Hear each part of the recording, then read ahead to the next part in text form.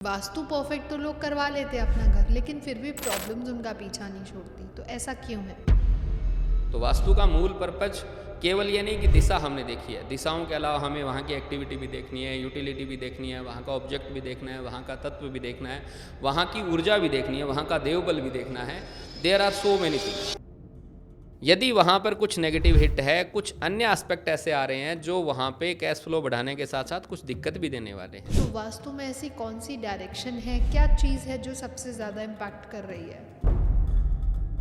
जब बहुत सारी समस्याएं आ रही है तो आम तौर पे आपको ये देखना है कि क्या आपका पितृबल मजबूत है, क्या आपका देवबल मजबूत है। मान लो कुछ भी सुझाई नहीं दे रहा है, दिमाग ही काम नहीं कर रहा है, मेंटल ब्लॉकेज है, तो उसको रिप्रेजेंट करते हैं। यदि रिश्तों की वजह से प्रॉब्लम आ रही है, आपकी ज़मीन ही हिल चुकी है, स्टेबिलिटी बिल्कुल कमज़ोर पड़ चुकी है, तो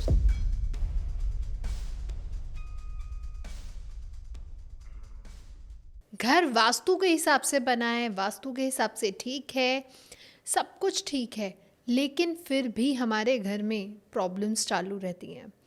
पैसा नहीं आता, आता है तो टिकता नहीं, प्रॉब्लम्स रहती हैं, झगड़े रहते हैं और मन मुटाव, एक अलग नेगेटिव एनर्जी क्रिएट बनी रहती है। तो इसका पीछे का रोल क्या है? सिर्फ वास्तु इन्वॉल्व है या और भी ऐसे फैक्टर्स हैं जिनकी प्रॉब्लम्स की वजह से, जिनके गड़बड़ की वजह से ये प्रॉब्लम्स क्रिएट होती हैं? तो आज हम बात करने वाले हैं कि वास्तु रेमेडी या वास्तु परफेक्ट घर के बाद भी क्यों इतनी प्रॉब्लम इंसान को फेस करनी पड़ती है। और आज इसी टॉपिक को समझाने के लिए और बताने के लिए आज जो हमारे साथ जुड़े हैं, वास्तु में, एस्ट्रोलॉजी में और बहुत सारी ऑकल्ट साइंसेस के साथ जुड़कर जिन्होंने बहुत लोगों की लाइफ को ट्रांसफॉर्म भी किया है। 15 साल से ये इसी खोज में है कि कैसे लोगों की लाइफ को सिंप्लीफाई किया जाए। तो let's welcome Vastu Acharya Subhash Suthar ji. Welcome sir, कैसे हैं आप? धन्यवाद जी, बहुत अच्छा हूँ और आज आपके यहाँ आकर के और भी अच्छा महसूस कर रहा हूँ। Pleasure is all hours. तो सबसे पहले सर हम यही चाहेंगे कि हम अपनी बातचीत को आगे बढ़ाएं। तो सबसे पहले आप थोड़ा सा अपना इंट्रोडक्शन हमारी ऑडियंस के साथ भी करें ताकि हमारी ऑडियंस भी आपको जान पाए। जी ज़रूर। नाम जैसा आपने बताया, मेरा नाम है सुभाष सुथार और गुरुदेव ने एक डिग्री दी है जिसको कहते हैं महावास्तु आचार्य। तो प्रेम से सभी लोग कहते हैं वास्तु आचार्य सुभाष सुथार। जी। पिछले 15 वर्षों से मैं इसी फील्ड के अंदर प्रैक्टिस कर रहा हूँ और मेरा हमेशा से ध्येय यही रहा है कि किस प्रकार से लोगों को ओकल्ट साइंस के द्वारा, इन विद्याओं के द्वारा ज़्यादा से ज़्यादा सुख पहुँचाया जा सकता है, या फिर उनकी समस्याओं से निजात के लिए जो हमारे ऋषि मुनियों ने जो प्रमाणिक हमें ट्राइड एंड टेस्टेड ऐसे जो चीज़ें दी है, जो विधियाँ दी है, उन विधियों को लागू करके हर व्यक्ति की लाइफ को सुखमय बनाया जाए। ओके। क्योंकि हमारे यहाँ ऐसा है कि सनातन धर्म में जो पैदा हुआ है जी। तो हमारे पास एक अमूल्य धरोहर है, बहुत बड़ी थाती है हमारे ऋषि मुनियों की, जिन्होंने इतने रिसर्च कर रखे हैं कि उन रिसर्च में से यदि कुछ भी डेटा हम निकाल लें और अपने जीवन में थोड़ी बहुत भी चीज़ें लागू कर ले तो जीवन है ना सरल बनता चला जाता है, बिल्कुल सही। आनंद में चला जाता है। क्योंकि सनातन का मूल उद्देश्य ही है परम आनंद का जो स्रोत है परमात्मा, उसकी प्राप्ति, और उसके अंश हम हैं, तो आनंद में रहना तो अपना जन्म सिद्ध अधिकार है। बिल्कुल सही सर। तो सर इन ऑकल्ट साइंसेस की तरफ आप कैसे आकर्षित हुए? आपको कहीं से इंस्पिरेशन मिली, कहीं आपने देखा या फिर ऐसी खिंचाव बना? हाँ बिल्कुल, जो आकर्षण होता है वो एक तो होता है आपका पूर्व जन्मों का, लेकिन सहज रूप से जो मुझे ऐसा दिखाई देता है कि मैं मेरी पर्सनल लाइफ में काफ़ी परेशान सा था, और जब आदमी परेशान होता है तभी वो कोई रास्ता ढूंढता है। बिल्कुल सही। तो सबसे पहले तो मैंने जो अपने जीवन के अंदर जो परेशानियां हैं उनको अपने प्रयास से, अपने बुद्धिबल से इसको ठीक करने का प्रयास किया। लेकिन बाद में चलते चलते किसी ने मेरे को ये बताया कि भाई तुम्हारे पास एक समस्या आ रही है, बार बार कस्टमर नहीं आ रहे हैं, ग्राहक नहीं आ रहे हैं, तुम अपनी उत्तर दिशा को चेक करो। अच्छा। मैंने कहा जी ये क्या है? बोले जी उत्तर दिशा देखो, वहाँ पे किसी भी प्रकार का यदि कोई ऑब्स्टिकल है, कोई भी दिक्कत है, तो फिर आपके जीवन के अंदर कस्टमर से संबंधित समस्या आएगी। अच्छा। अपने मित्र थे, उनके कहने से मैंने देखा, वहाँ पे उन्होंने जैसा कुछ बताया मैंने वो उपाय किया, और एक छोटा सा उपाय बताया था कि वहाँ पर नीले रंग का स्वास्तिक बना दो। अच्छा। मेरा पूजन स्टोर था, तो जैसे ही मैंने वहाँ पे स्वास्तिक बनाया, मैं देखता क्या हूँ कि कस्टमर अपने आप बढ़ने लगे। मैंने कहा जी अपने मार्केटिंग करवाई, लोगों से मिले, अच्छा प्रोडक्ट दे रहे हैं, और ये भी एक चीज़ अच्छे से काम करती है जी। बड़ा ही ऐसा आश्चर्यमयी मेरे को वो अनुभव रहा। ओके। और पूजा पाठ में, ईश्वर उपासना में तो मेरा पहले से ट्रस्ट था। श्री हनुमान जी महाराज पे मैं पूरा बिलीव करता हूँ।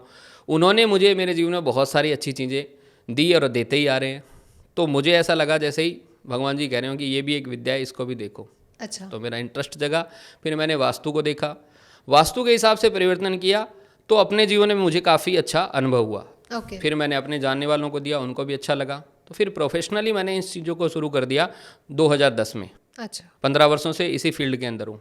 और आगे आगे क्यों चीज़ें बढ़ी, क्योंकि जब मैंने वास्तु किया तो वहाँ पे भी मुझे लगा यार कुछ तो मिसिंग है, क्योंकि सेम रिजल्ट नहीं आ रहे थे। जी। उससे पहले पूजा पद्धति जितनी भी हमारी होती है, जैसे श्री हनुमान जी महाराज का पूजन है, रामचरितमानस का पाठ है, या बाबा भोलेनाथ का जो पूजन है, खास तौर से माता लक्ष्मी का जो पूजन है, इन पे मैंने एक डेटा इकट्ठा किया कि किस विधि से हमारे पूर्वज करते आए हैं, कैसा शास्त्रों में दिया हुआ है। और इन विधियों को जब मैंने अपने जीवन में लागू किया तो मुझे काफ़ी अच्छे रिजल्ट्स मिले, काफ़ी अच्छा अनुभव मिला। तो उसको मैंने जब लोगों के साथ शेयर किया तो उनको भी काफ़ी चमत्कारिक अनुभव हुए थे। जी। इंटरेस्ट तो उसी समय था, उसको और आगे बढ़ाने के लिए वास्तु को ऐड ऑन किया तो फिर और बढ़िया रिजल्ट आए। फिर भी कुछ मिसिंग था, जैसे लोगों के यहाँ पे वास्तु भी कर दिया, देव पूजा भी कर दिया, लेकिन कई लोगों के यहाँ पे तो बहुत अच्छे रिजल्ट आए, कई लोगों के यहाँ पे बहुत कम आए। हाँ। तो फिर और क्या रह सकता है, उसको पढ़ने के लिए मन में जिज्ञासा उत्पन्न हुई। तो फिर और पढ़ा, उसमें से ज्योतिष को देखा, वास्तु का अध्ययन किया, और फिर धीरे धीरे चीज़ें समझ में आने लगी कि वास्तव में ये चीज़ें तो ऐसे होती हैं। कहीं पे एनर्जी का इम्बेलेंस था, हमारे यहाँ राजस्थान में कह देते हैं किया कराया, तंत्र मंत्र, सारी प्रकार की जो एनर्जी है वो सब प्रभावित करते हैं। अच्छा। तो थोड़ा मैंने सबके ऊपर अपना अपना हाथ आजमाया, सब विद्याओं को सीखा, अलग अलग ओकल्ट के गुरुओं से मैं मिला, पर मेरी जो खोज है ना वो वैसी पूरी नहीं हो रही थी जैसा मेरे अंदर से आ रहा था। भाई ये पूरा अपने को कैसे मिलेगा, कौन सी ऐसी विद्या है जिसको लगा करके हम ये कह देंगे कि वास्तव में अब तो सारी चीज़ें हमने लगा दी, अपना प्रयास अपनी तरफ से बाकी है। जी। तो उसी खोज में मुझे मेरे महागुरु की प्राप्ति हुई, परम पूजनीय डॉक्टर खुशदीप बंसल जी। उनसे मैंने जब महावास्तु आचार्य का कोर्स किया तो वहाँ मुझे काफ़ी सारी चीज़ें खुल के सामने आई। अच्छा। पहली बार समझ में आया कि ज्योतिष कितना काम करती है, वास्तु कितना काम करता है, या फिर एनर्जी कैसे काम करती है। और सबसे बड़ा टर्निंग पॉइंट आया मेरे जीवन में जब पूज्य गुरुदेव ने श्रीमद् भगवद गीता हमें प्रदान की। लॉकडाउन का समय था, सब लोग घरों में बैठे थे, हमें गीता का अध्ययन करवाया गया। अच्छा। उससे जो चीज़ समझ में आई वो एक ही चीज़ थी जो भगवान श्री कृष्ण कहते हैं, अर्जुन जो अपनी प्रकृति में है वह आदमी सुखी रहेगा, प्रकृति से बाहर सभी दुखी हैं। बिल्कुल सही। तो बॉटम लाइन ये आ गई कि एंड ऑफ द डे एक व्यक्ति को उसकी प्रकृति में स्थित करना है, उसके लिए ही ज्योतिष है, उसके लिए वास्तु है, उसके लिए देव पूजा है, उसके लिए आयुर्वेद है। सभी हमारे जितने भी ग्रंथ है वो एक आदमी को उसकी प्रकृति में एस्टेब्लिश करने के लिए। कहते हैं ना हम पंच तत्वों से बने व्यक्ति हैं जी और हमें वहीं विलीन होना है। जी जी जी। तो सर अब बात करते हैं अपने टॉपिक की कि आजकल जो सबसे ज़्यादा कॉमन प्रॉब्लम्स हैं कि वास्तु परफेक्ट तो लोग करवा लेते हैं अपना घर, लेकिन फिर भी प्रॉब्लम्स उनका पीछा नहीं छोड़ती, तो ऐसा क्यों है? इसमें भी जैसा मैंने आपको बताया कि सबसे बड़ा जो कारण है वो कारण है कि हम केवल एक चीज़ को देखते हैं कि वास्तु हमने परफेक्ट किया। वहाँ पर हमें अपना विजन बढ़ाना होता है, बड़ा दृष्टिकोण रखना होता है। वास्तु का काम होता है आपके एनवायरनमेंट को ठीक कर देना। अच्छा। लेकिन उसके साथ साथ ज्योतिष अपना काम करता है, देव पूजा है वो अपना काम करती है। सारी विद्याएं जब अलग अलग अपने सेक्टर में आप लगाते हो और फिर प्रयास करते हो तो आपको अच्छे रिजल्ट भी आना शुरू हो जाते हैं। तो सर सिर्फ डायरेक्शंस देखना या उन प्रॉब्लम्स को आइडेंटिफाई करना, उनको ठीक करना, क्या सिर्फ यही वास्तु है या वास्तु का और भी बड़ा पर्सपेक्टिव हम मान सकते हैं? सिर्फ डायरेक्शन देखना वास्तु का एक छोटा सा ऐसा कह लो कि पॉइंट है। अच्छा। जैसे अपन कह देते हैं कि भी एक दिशा देख ली, जी। लेकिन अगर आप बात करें अपने जीवन के अंदर तो दो चीज़ें होती है। एक तो व्यक्ति की दिशा कौन सी है, जी। दूसरी उसकी दशा कैसी है। अच्छा। यदि आपकी दशा खराब है तो दिशा भी खराब हो जाएगी, अच्छा। और यदि खराब दिशा में चल पड़े तो भी दशा खराब हो जाएगी। बिल्कुल सही। तो ज्योतिष में हम देखते हैं दशा कि कैसा समय चल रहा है, और वास्तु में हम देखते हैं दिशा। लेकिन वास्तु को केवल दिशा से जोड़ देना उतना मतलब न्याय नहीं होगा इस विद्या के साथ। वास्तु शब्द जो है वस निवासे धातु से प्रकट हुआ है। मेरे गुरुदेव कहते हैं जहाँ तू वास करता है वो तेरा वास्तु है। उस स्पेस में जितनी भी गतिविधियां होती है ओके। वो सारी गतिविधियां कंट्रोल्ड होती है आपके सबकॉन्शियस माइंड से। बिल्कुल सही। आपके सबकॉन्शियस माइंड में जो आइडिया आया उसी आइडिया को आप अपने जीवन में लागू करते हो, वैसे प्रयास करते हो, वैसे रिजल्ट आते हैं, वैसे ही परिस्थितियां बन जाती है। ओके। तो वो जो आइडिया आपके जीवन में आ रहा है वो दे रहा है आपका वास्तु। अच्छा। तो वास्तु का मूल पर्पज केवल ये नहीं कि दिशा हमने देखी है, दिशाओं के अलावा हमें वहाँ की एक्टिविटी भी देखनी है, यूटिलिटी भी देखनी है, वहाँ का ऑब्जेक्ट भी देखना है, वहाँ का तत्व भी देखना है, वहाँ की ऊर्जा भी देखनी है, वहाँ का देवबल भी देखना है।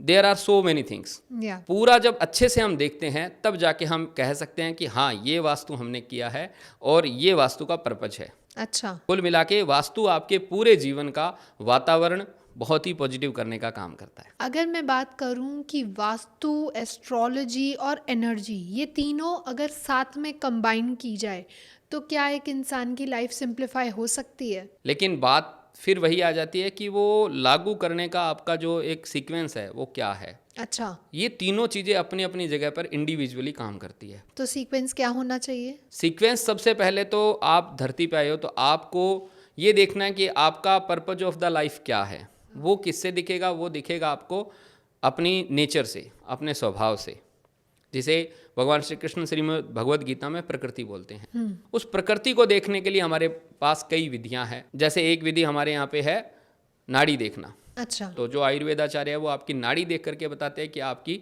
नेचर क्या है।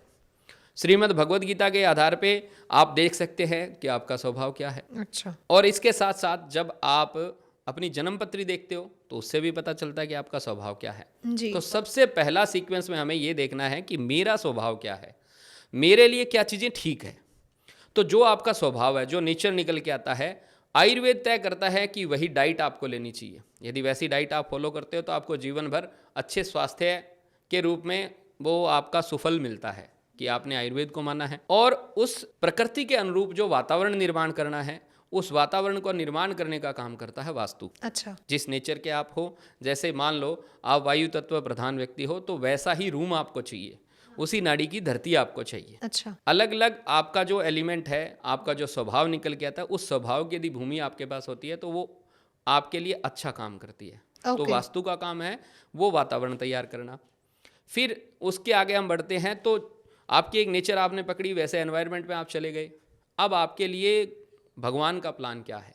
एक तो हम योजना बनाते हैं, एक ईश्वर की योजना है। बिल्कुल। तो हमारे यहाँ कहते हैं नर चेती होती नहीं, हर चेती तत्काल। अच्छा। यदि आदमी तो सोचे वो जल्दी नहीं होता, लेकिन भगवान सोचे 1 मिनट में हो जाता है। कहते हैं ना, हम चाहे जितने मर्जी प्लान्स बना ले, अगर भगवान का डंडा चल गया तो आपके सारे प्लान्स धरे के धरे रह जाते हैं। अब देखो, जैसे गर्मी का समय है और पूरा दिल्ली ये चाहे कि अपने यहाँ पे ठंड हो जाए तो बहुत सारी एसी लगानी, बहुत कुछ हमें करना पड़ेगा। जी। लेकिन राम जी यदि चाहें तो 1 मिनट में बारिश और यदि हवा चल गई तो वो शीतलता है ना, वो गर्मी में भी आपको सर्दी के मौसम में पहुंचा देगी, वैसा एहसास करा देगी। बिल्कुल सही। तो इसलिए कहा नर चेती होती नहीं, हर चेती तत्काल। तो जो हर चेती है, यानी जो भगवान ने आपके लिए प्लान बनाया है, उसको डिकोड करने का सिस्टम जो है वो हमारे ऋषि मुनियों ने हमें दिया है ज्योतिष के रूप में। अच्छा। तो उससे हमें पता चलता है मेरी दशा कैसी है, कैसा समय मेरा आने वाला है, कब मुझे आगे बढ़ना चाहिए, कब मुझे पीछे रहना चाहिए। एक्चुअल में ये सारी विद्याएं जो है ना, राजाओं के लिए बहुत अच्छे से काम करती थी। अच्छा। तो राजगुरु जो होते थे वो ऐसा नहीं है, जैसे चलते चलते बहुत सारे लोग कहते हैं कि ज्योतिष वास्तु इनसे क्या होना है।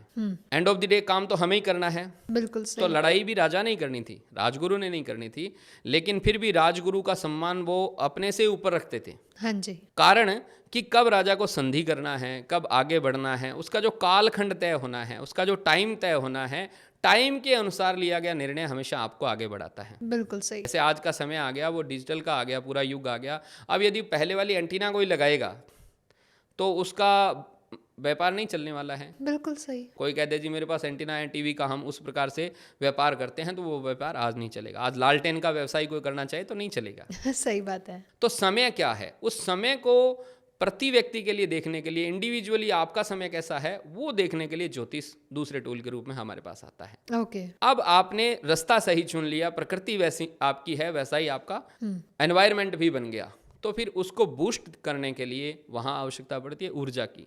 तो वो जो देवों की ऊर्जा है वो आपके यहाँ परंपरागत रूप से कैसी पूजा होती है, तो देवों की उपासना जो अलग अलग प्रकार से बताई गई है, नवरात्र रखो जी, दीपावली पर पूजन होता है, ये सारा एक सीक्वेंस होता है। ओके। इस सीक्वेंस को जब हम फॉलो करते हुए आगे बढ़ते हैं और अपने जीवन में प्रयास करते हैं तो आपको जीवन के अंदर अच्छे रिजल्ट आने प्रारंभ होते हैं और सकारात्मक रूप से आगे आप बढ़ते चले जाते हैं। ओके, मतलब अपने अगर पर्पस लाइफ का हम सॉर्ट करना चाहें, अपनी घर की, अपनी लाइफ की एनर्जी बहुत बैलेंस करना चाहें, तो पहले हमें अपनी एनर्जी देखनी पड़ेगी, फिर वास्तु और फिर एस्ट्रोलॉजी। लेकिन लोग कहते हैं कि वास्तु और एस्ट्रोलॉजी को अगर हम कंबाइन करके देखते हैं कि हमारी कुंडली क्या कहती है, कौन सी स्टेट, कौन सी दिशा, कौन सा पोजीशन हमारे लिए सूटेबल है, तो वो ज़्यादा अच्छे इम्पैक्ट देती है। ये बड़ा यूनिक पॉइंट आपने पकड़ा है। जी। इसको आज की भाषा में बोलते हैं हम एस्ट्रो वास्तु। जी बिल्कुल। तो एस्ट्रोलॉजिकली जब आप वास्तु को देखना शुरू करते हैं तब वो कोर आप पकड़ते हैं जो राजाओं के यहाँ पे पकड़ी जाती थी। अच्छा। एक तो कॉमन वास्तु होता है, जैसे अग्नि कोण के अंदर आपको रसोई रखना है जी, जी। ईशान कोण के अंदर आपको पानी रखना है, ये कॉमन वास्तु हो गया। लेकिन इंडिविजुअली हर व्यक्ति के लिए उसी दिशा के अंदर रसोई होना फायदेमंद नहीं हो सकता। अच्छा। तो जब प्रैक्टिकल रूप से हम देखते हैं तो सबसे पहले ये देखते हैं कि इस व्यक्ति की कुंडली क्या कह रही है, इसके लिए रसोई कहाँ होनी चाहिए। तो वो एक प्रकार से व्यक्तिगत वास्तु होता है हर व्यक्ति का, और जब आपकी जन्म पत्री के हिसाब से आपके घर को प्लान किया जाता है वही वास्तु एक्चुअल में आपके लिए बहुत बड़ा काम करता है। ओके, मतलब वो ज़्यादा बेनिफिशियल है। 100%। ओके। अब उत्तर दिशा के अंदर हम कह देते हैं जी उत्तर दिशा अवसर का जोन है, तो ग्राहक लेकर आने वाली दिशा उत्तर दिशा है। जी। लेकिन यदि किसी की जन्म पत्री में उत्तर दिशा जो है वो पीड़ा की है, तो वहाँ पर यदि वो कोई उपाय करेगा तो वो अपने उस बॉक्स को भी ट्रिगर कर देगा, अपने पीड़ा के भाव को भी जागृत करेगा। तो वो एक हर व्यक्ति के लिए अलग अलग वास्तु हो सकता है। कॉमन प्रिंसिपल के साथ साथ जो मूलभूत सिद्धांत है वो तो पालन करने ही करने हैं। जल तत्व की दिशा नहीं बदल सकती है, लेकिन जन्म पत्री के हिसाब से आपकी दशा को सेट किया जा सकता है। ओके। तो आप उससे रिलीफ में आ जाएंगे। लेकिन सर जब हम घर की बात करते हैं, घर में तो हमारा पूरा परिवार के साथ हम रहते हैं, तो सिर्फ एक इंसान की कुंडली को देखकर एनालाइज करना और उसके अकॉर्डिंग सारा वास्तु करना, वो बाकी के लिए बेनिफिट ना हो तो? अच्छी रुचि है आपकी और अच्छे प्रश्न भी आ रहे हैं आपके, और ये वास्तव में आपका नहीं, बहुत सारे लोगों का ऐसा ही प्रश्न होता है। Exactly. भाई एक व्यक्ति के लिए हिसाब से बना दिया, बाकियों का क्या? बिल्कुल सही। जैसे मैंने आपको पहले कहा, यह विद्या है राजाओं की। अच्छा। तो राजा महाराजाओं के जब आप काल में चले जाते हैं तो उस समय गढ़ बनते थे, किले बनते थे। जी। तो यदि रानियां 7 है तो 7 महल बना करते थे। हाँ। युवराज का अलग महल बना करता था। तो सबके लिए इंडिविजुअली अलग अलग किले, महल ये बनते थे। बिल्कुल सही। तो वास्तु उनका उसी में प्लान होता था, प्रत्येक व्यक्ति की जन्म पत्री को देख करके, और उसी के हिसाब से सारी चीजें बनती थी। जी। अब हमारे मन में प्रश्न आएगा जी वो तो राजाओं का काल था, इतने इतने बन गए। यहाँ तो एक घर खरीदने में बहुत हालत खराब हो जाती है। बिल्कुल बिल्कुल। तो आज के समय में क्या कहें, तो उसके लिए जो ट्राइड एंड टेस्टेड एक पद्धति है हमारी, महावास्तु मेथोडोलॉजी जिसे कहते हैं, बहुत सारे लोग इसके ऊपर प्रयोग भी कर रहे हैं। परमपूजनीय डॉक्टर खुशदीप बंसल जी ने 30 वर्षों के अपने एक्सपीरियंस को जनता जनार्दन को दिया है। उसके हिसाब से आप प्लानिंग करें। उसमें क्या है, तो सामान्य फिलोसफी ये है कि जो आपका अर्निंग पर्सन है उसके हिसाब से हम घर की मुख्य डायरेक्शन, घर का तत्व, घर का जो एनवायरनमेंट है उसके हिसाब से सारा डिजाइन करते हैं। ओके। लेकिन जो इंडिविजुअल परिवार में रहने वाले लोग हैं तो उसके हिसाब से हम अलग अलग किले नहीं बना सकते, लेकिन रूम तो आजकल बनते हैं ना सबके अलग अलग। ओके। बेटे का अलग है, बेटी का अलग है, या फिर बच्चों के लिए भी आजकल अलग से स्टडी रूम बनाए जाते हैं। बिल्कुल सही। तो जो जन्म पत्री के हिसाब से आपके घर में जितने लोग हैं उनके हिसाब से दिशाएं सिलेक्ट की जा सकती है। व्यक्ति के काम के हिसाब से, जन्म पत्री के हिसाब से, प्रकृति के हिसाब से उसका रूम हम आइडेंटिफाई करते हैं कि इस दिशा का रूम इसे लाभदायक रहेगा। तो सर यहाँ मेरा एक सवाल और है, जैसे आपने अभी बताया भी कि एक अर्निंग सोल जो होता है घर का, उसको हम लेते हैं, कंसीडर करते हैं, लेकिन आजकल तो सारे अर्निंग मेंबर हैं घर के, तो क्या होगा? ये भी बहुत अच्छा और सोचने लायक आपका विचार है। जी। कोई भी घर है उसमें अर्निंग पर्सन, जैसा कि आपने कहा, आज की आवश्यकता बन गई है बिल्कुल कि सही। बहुत सारे लोग जब तक नहीं कमाएंगे तो खर्चे ही पूरे नहीं हो रहे। बिल्कुल सही। परंतु तुलसीदास जी महाराज जिन्होंने रामचरितमानस की रचना की है, उन्होंने कहा, मुखिया मुख सो चाहिए, खान पान कहूँ एक, पालत पोसत सकल अंग, तुलसी सहित विवेक। अच्छा। जैसे हमारे शरीर के अंदर पूरी एनर्जी जाती है, लेकिन भोजन हम मुख से करते हैं, बिल्कुल। भोजन करने का स्थान मुख है। लेकिन ये मुख यानी कि अपना जो भोजन जाने के लिए आगे जो तंत्र बना हुआ है, उस तंत्र के हिसाब से कितनी एनर्जी हाथ को जानी है, कितनी आँख को जानी है, कितनी किसको जानी है, उसका एक पूरा सिस्टम भगवान ने बनाया हुआ है। लेकिन एक ही जगह है पालत पोषत सकलंग, यानी पूरे शरीर के विकास का जो ध्यान देता है, एक तंत्र बना हुआ है। जी। वैसे ही जिस परिवार के अंदर मुखिया एक होता है, अर्निंग पर्सन तो बहुत सारे हो सकते हैं, लेकिन डिसीजन मेकर एक होता है जो सबकी राय लेता है, सहमति लेता है। ऐसा नहीं कि मैं हूं तो बस वो वही चलेगा, लेकिन सबकी सहमति से जो लीड फ्रॉम द फ्रंट होता है, लीडर होता है, परिवार का मुखिया होता है, वही जो सबका अपने अपने विवेक के हिसाब से पालन पोषण अच्छे से करता है, तो उसको हम कंसीडर करते हैं। अच्छा। उसके हिसाब से चीज़ें देखते हैं, और ख़ास तौर से ये देख लेते हैं कि बाकी की पत्री के हिसाब से जगह खराब ना हो, ओके। किसी को भी नुकसान ना होता हो, सबके लिए विन विन वाली पोजीशन जो है ना, वैसे ही साइट सिलेक्शन होती है और वैसा ही घर का डिज़ाइन होता है। तो सर कोई ऐसा एक्सपीरियंस अगर आप शेयर करना चाहें जो आज तक की लाइफ में आपका सबसे मेमोरेबल मोमेंट रहा हो? इसमें मैं आपको एक चीज़ बताऊंगा। जी। जनरल वास्तु के अंदर जैसे मैंने आपको उदाहरण दिया जी। कि सामान्यतया अग्निकोण हम समझ लेते हैं कि ये अग्निकोण है, यहाँ पे रसोई होना चाहिए। जी। लेकिन जब आपको पूरा उसको अच्छे से एनालिसिस नहीं करना आता, तो उसमें कई बार बहुत बड़े नुकसान भी हो जाते हैं। जैसे महावास्तु की एक सुप्रसिद्ध रेमेडी है कि साउथ ईस्ट के अंदर रेड बल्ब लगा दो, आपका कैश फ्लो बढ़ जाएगा। जी। लेकिन यदि आपको जन्मपत्री नहीं देखनी आती, तो वो रेड बल्ब आपको नुकसान भी दे सकता है। तो इसी से जुड़ा हुआ मैं एक किस्सा आपको बताता हूँ। जी। हमारे एक क्लाइंट हैं जिन्होंने हमसे संपर्क किया और कहा जी बाकी सब चीज़ें ठीक है, लेकिन मेरे घर से बीमारियां पीछा नहीं छोड़ रही। अच्छा। एक क्रोनिक डिजीज़ उनके घर के अंदर प्रवेश कर चुकी थी, जिसकी वजह से जो घर का मुखिया था वो बिल्कुल ऑन बेड आ चुके थे। ओके। जब उनके घर का हमने एनालिसिस किया तो वास्तु के अकॉर्डिंग उन्होंने बहुत सारी चीज़ें ठीक कर रखी थी, जी। और अच्छे वास्तुविद भी उनके घर पे आए जिन्होंने पूरी एनर्जी बैलेंसिंग सारा काम कर दिया। लेकिन एक चीज़ में चूक हो गई। वो चूक क्या थी कि उन्होंने एस्ट्रो वास्तु लागू नहीं किया। अच्छा। जब उनका हमने एस्ट्रो वास्तु एनालिसिस किया तो हमने पाया कि उनकी जन्म पत्री के अंदर मंगल का जो हिट है ना, वो नेगेटिव हिट है साउथ ईस्ट डायरेक्शन पर। अच्छा। और मंगल रेड कलर को रिप्रेजेंट करता है। जैसे ही वहाँ पर रेड बल्ब लगाया गया तो वो एनर्जी भी एक्टिवेट हो गई साथ के साथ। अच्छा। तो उनका कैश फ्लो तो बढ़ा, लेकिन उधर वैसी ही दशाएं उस व्यक्ति की भी थी, जिस कारण से मंगल ने अपना इफेक्ट देना शुरू किया, और उस इफेक्ट को बूस्ट कर देता है वास्तु। जी। तो जैसे ही वहाँ पर वो रेड बल्ब लगाया तो उनके जीवन के अंदर इस प्रकार की क्रोनिक डिजीज ने प्रवेश कर लिया। ओके। और आप ये जानकर हैरान रहेंगे कि जैसे ही उस बल्ब को हटाया गया और वहाँ से एस्ट्रो वास्तु के अनुसार ऐसे सारे नेगेटिव हिट रिमूव किए गए, हिट ब्रेक किए गए, जो कि रेमेडी हम एस्ट्रो वास्तु के अंदर बताते हैं, वैसे ही उनकी सेहत में ठीक 21 दिन बाद में सुधार आना शुरू हो गया। अच्छा। आज व्यक्ति वो पूर्ण स्वस्थ है, जिनको लगभग कहते हैं ना अंतिम स्टेज तक उनकी बीमारी लेकर जा चुकी थी। ओके। तो ऐसा मेरा अनुभव है। तो वास्तु करें, लेकिन वास्तु के साथ साथ उसकी जो जड़ है, कोर है, उसको पहचानें और उस फील्ड के विशेषज्ञ से संपर्क करके अपने को उपाय करने चाहिए। वही उपाय अपने लिए बहुत ज़्यादा फायदेमंद होते हैं। तो सर जैसे आपने बताया कुछ रेमेडीज़ होती हैं, अब कुछ लोग कहते हैं कि भाई हमने रेमेडीज़ भी कर ली तो भी कोई रिजल्ट नहीं आ रहा, तो क्या प्रॉब्लम उनके करने में है, रेमेडीज़ में है, तो क्यों रिजल्ट नहीं आता उन्हें? इसमें भी दो बातें हैं जी। जी। पहली बात तो ये है कि रेमेडी दी किसने है। अच्छा। यदि रेमेडी देने वाला व्यक्ति वो अच्छे से एनालिसिस नहीं कर पाया, जैसे मैंने आपको कहा कि साउथ ईस्ट कैश फ्लो बढ़ाती है, बिल्कुल। वहाँ पे रेड बल्ब आपका कैश फ्लो बढ़ाता है, और ये एक प्रमाणिक रेमेडी है महावास्तु की, जो लगभग हर वीडियो में हम बोल देते हैं।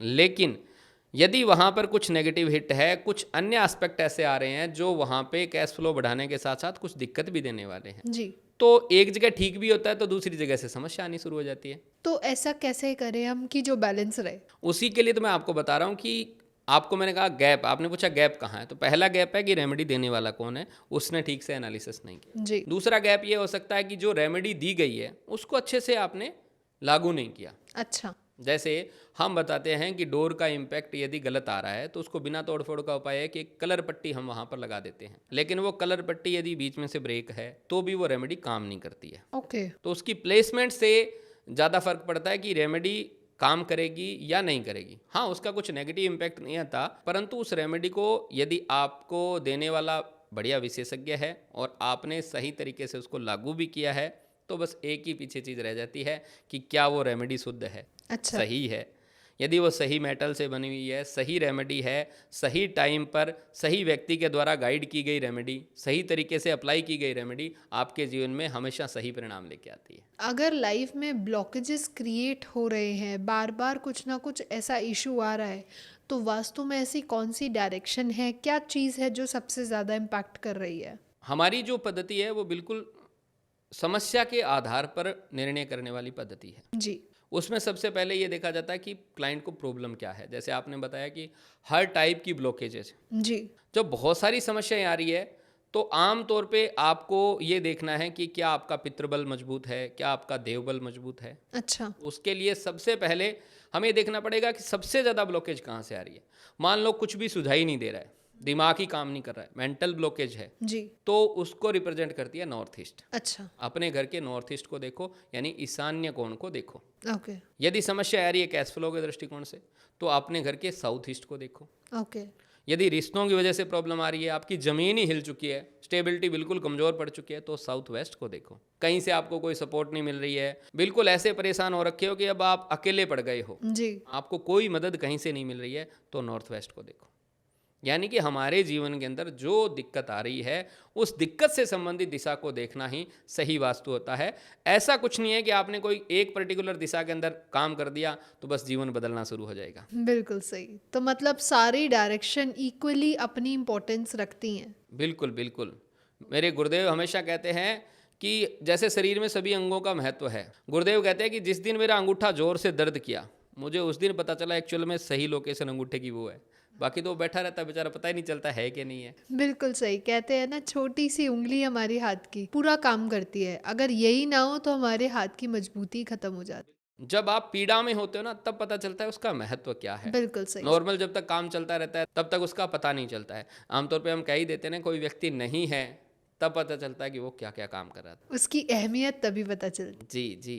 तो वैसे ही आपके जीवन के अंदर चाहे वो समस्या है, कोई एक समस्या किसी के लिए बहुत छोटी हो सकती है और सेम वही समस्या किसी के लिए बहुत बड़ी हो सकती है। बिल्कुल सही। तो हमें पूरा एनालिसिस ही करना चाहिए, तभी जाकर के वास्तु आपके जीवन में सही परिवर्तन लेकर आ सकता है। तो सर, एक क्वेश्चन मेरा और आया कि एनर्जी, बेसिकली अगर हम एनर्जी पे ही बात करें आज, तो एनर्जी क्या क्या तरीके से डिस्टर्बेंस हो सकती है और कौन कौन से स्टेट है, कौन कौन सी डायरेक्शंस हैं जो सबसे ज़्यादा एनर्जी के डिसबैलेंस से इफेक्ट होंगी? एनर्जी शब्द अपने आप में ही सब कुछ देने वाला। एनर्जी आता है कि बोले जी एनर्जी आ गई। हमारे यहाँ दो तरीकों से एनर्जी को डिफाइन किया गया है, सकारात्मक ऊर्जा और नकारात्मक ऊर्जा। बिल्कुल सही। सकारात्मकता क्या है?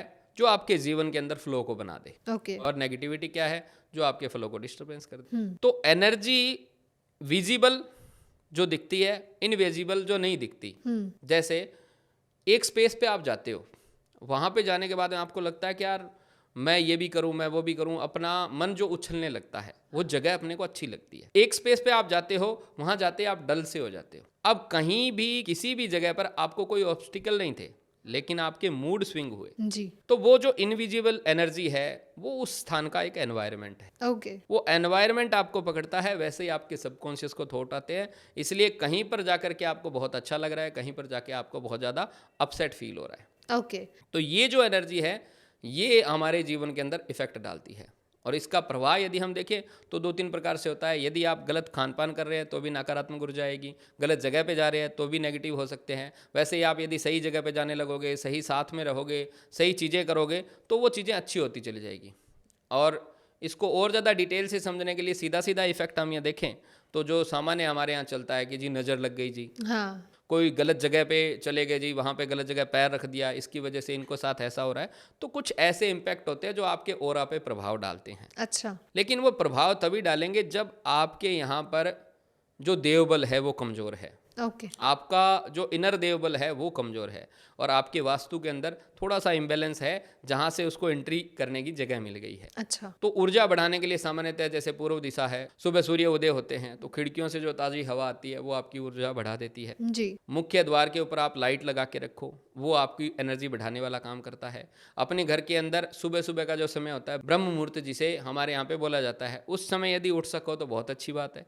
नहीं तो सूर्योदय से पहले उठकर बढ़िया स्नान इत्यादि करके अपने घर के अंदर मंत्रों का पाठ कीजिए। अच्छा। खुद गा सकते हैं तो स्तोत्र गाइए, अन्यथा कोई उपकरण के माध्यम से स्तोत्र चलाइए। शंख की ध्वनि घर में की जा सकती है।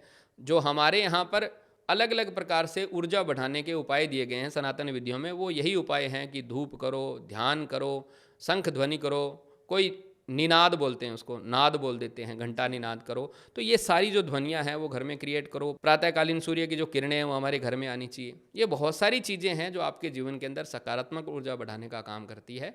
सामान्य सिंपल एक ही बात बताऊंगा कि जैसी संगत वैसी रंगत। बिल्कुल सही सर। उच्च देवबल वालों के साथ जब आप रहते हैं तो आपका देवबल मजबूत होता है। सकारात्मक चीज़ों के साथ रहिए, जीवन में पॉजिटिव होते चले जाओगे। बिल्कुल सही।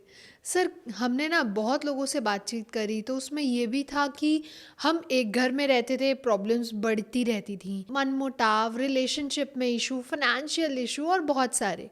उन्होंने घर भी चेंज कर लिया लेकिन उनकी प्रॉब्लम्स ने उनका पीछा नहीं छोड़ा। तो क्या वास्तु में दिक्कत है या वो उस एनर्जी, उस स्पेस की एनर्जी को छोड़ नहीं पा रहे? ऐसा हमने भी अपनी कई केस स्टडी के अंदर देखा है। अच्छा। व्यक्ति क्या करता है कि एक स्थान की ऊर्जा है उसको छोड़ देता है, दूसरी जगह चला जाता है, लेकिन जब तक आपने उसको शुद्ध नहीं किया है, सही नहीं किया है, तो वो चीज़ें आपके साथ बनी रहती है। अच्छा। ऐसा मैंने प्रैक्टिकल केस स्टडी में देखा। जैसे जिनका जन्मपत्री में बुध खराब है, उनके घर की सीढ़ियाँ अक्सर गलत दिशा में पाई जाती है। अच्छा। वो कोई से भी घर में चले जाए, जब तक वो जिस घर में गए वहाँ पे सीढ़ियाँ सही नहीं बनवा देंगे, उसकी प्रॉपर रेमेडी नहीं करेंगे, तब तक उनको वैसा ही स्पेस मिलेगा। ओके। अपने जितने भी व्यूअर हैं वो देख रहे हैं, उनको भी ये बिल्कुल रिलेट हो जाएगा कि जैसा वो घर देखना चाह रहे हैं उनको लगभग एक जैसा ही घर मिल रहा है, चाहे किराए पे ही लेना है, हाँ। वैसी एंट्री मिलेगी, वैसी चीज़ें मिलेंगी।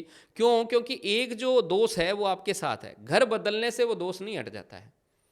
दोष हटता है तब जब आप उसका एक्चुअल रूट कोज पता कर लें। बिल्कुल सही। जो समस्याएं आ रही है उसका असली कारण क्या है। क्या वो घर के अंदर एनर्जी इम्बैलेंस होने की वजह से है? क्या वो किसी की जन्म पत्री में इम्बैलेंस है इस वजह से है? क्या वो वास्तु में दोष होने की वजह से है? जब आप एक बार ये पता कर लेते हैं कि मेरे यहाँ पे जो समस्याएं हैं उसका एक्चुअल कारण क्या है, तो फिर उसका सही निराकरण हो सकता है। अच्छा। यानी घर बदलना उपाय नहीं है, पहले आप उस स्थान को सही करने का तरीका बदलिए। ओके। आमतौर पे कोई व्यक्ति बीमार है तो व्यक्ति कहता है जी मैं ठीक नहीं हो रहा हूँ, ठीक नहीं हो रहा हूँ, तो ये दवा काम ही नहीं करती है जी, एलोपैथी काम नहीं करती है जी, आयुर्वेद काम नहीं करता है जी। कोई भी विद्या को उससे मैं बदनाम नहीं करना, जी। क्योंकि कभी भी विद्या गलत नहीं होती है। उसको जो प्रैक्टिस करने वाला व्यक्ति है, हो सकता है उसको वो सही चीज़ समझ में नहीं आए। हाँ। तो आपको पैथी बदलने की आवश्यकता नहीं है, आपको डॉक्टर बदलने की आवश्यकता है जब आपके यहाँ पे रेमेडी नहीं हो रही है। सही बात है। तो ये घर बदलने से पहले आपको एक बार फिर से अच्छे से एनालिसिस करना चाहिए कि हमारी जो समस्या है उसका एक्चुअल कारण क्या है। ओके। वो कारण यदि आप हटा देते हो तो समस्या हट जाती है। हमारे व्यूअर्स के लिए आज का आखिरी क्वेश्चन कि अगर किसी को अपनी लाइफ को सिंप्लीफाई करना है, वास्तु को ठीक करना है, तो क्या क्या एस्पेक्ट हैं जिन पर उन्हें सबसे ज़्यादा ध्यान देना चाहिए? देखो, मैं सबसे एक निवेदन करूँगा, जब तक हम पूरी चीज़ें ठीक नहीं कर पाएंगे तब तक हम ट्रैक पे नहीं आ पाएंगे। जी। लेकिन आपने पूछा कि क्या स्पेसिफिक ऐसी चीज़ें हैं जिनको सबसे पहले अपने को आइडेंटिफाई करना चाहिए। बिल्कुल सही। तो वास्तु के प्रोस्पेक्टिव से जो मुख्य दिशाएं हैं, वो जैसे मैंने पहले बताया, हर दिशा का अपना महत्व है, लेकिन फिर भी नॉर्थ ईस्ट और साउथ वेस्ट, ये दो दिशाएं आपके घर की ऐसी है, आपका चाहे स्पेस व्यावसायिक स्थल हो, चाहे फिर आवासीय कोई भवन है उसकी बात करें, जी। नॉर्थ ईस्ट और साउथ वेस्ट। नॉर्थ ईस्ट होता है आपका देवबल। जी। जिस व्यक्ति का देवबल कमजोर हो जाए वह व्यक्ति जीवन के अंदर कभी भी उच्च शिखर पर नहीं पहुंच पाता, बिल्कुल सही। क्योंकि देवताओं की कृपा सबसे प्राथमिक आवश्यकता है। देवों की कृपा जब देने वाला साथ हो आपके, तो उस समय आप बहुत ज़्यादा बुश कर जाते हो। जी। तो अपने नॉर्थ ईस्ट को अच्छे से चेक करो।